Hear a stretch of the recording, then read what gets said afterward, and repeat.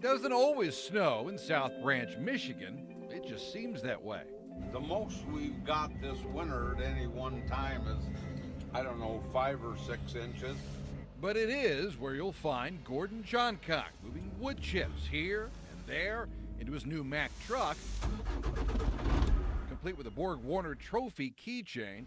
For the last 9 years, the 82-year-old Michigan native running Johncock Forestry. If we worked 24/7, we couldn't cut enough that our customers want.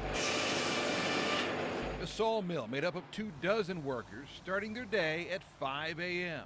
You've got a lot going on here. We have to keep our logs separate. This is all pine.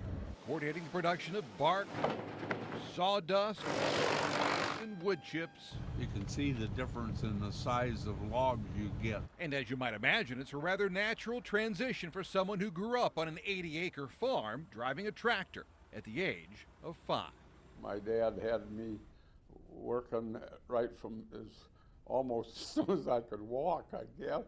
I was 5 years old, and he had me cultivating corn with an OGP John Deere that had the hand clutch in it.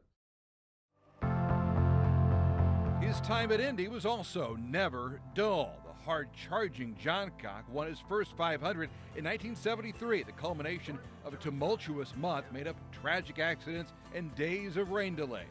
Still, the more pressure that I had put on me when I was racing, or racing against a certain individual out there, another car, I think the more pressure that was put on me, the better I did. There was 1977. Gordy eyeing a much more joyful win, but while leading A.J. Foyt, he suffered a broken crankshaft on lap 184. Blew an engine and gave Foyt his 4th race, and got out of the car and went and laid down in the creek. That was hot, for one thing. That has to be the biggest disappointment of my whole life. But redemption came 5 years later. A duel with Rick Mears came to a head of the pits when Gordy's crew gave him enough fuel just to finish the race. A 13-second pit stop. Mears' crew accidentally filled him all the way, taking several seconds longer. If Rick had been there as long as I had been there, he probably would have got by me.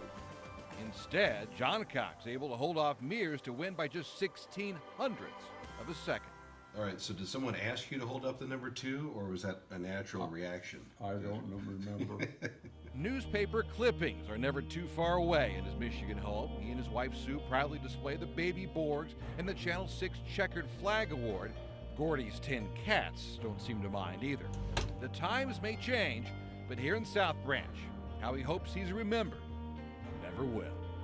I guess it's someone that always tried to do their job right, tried to be competitive, and I've done my job and done it right.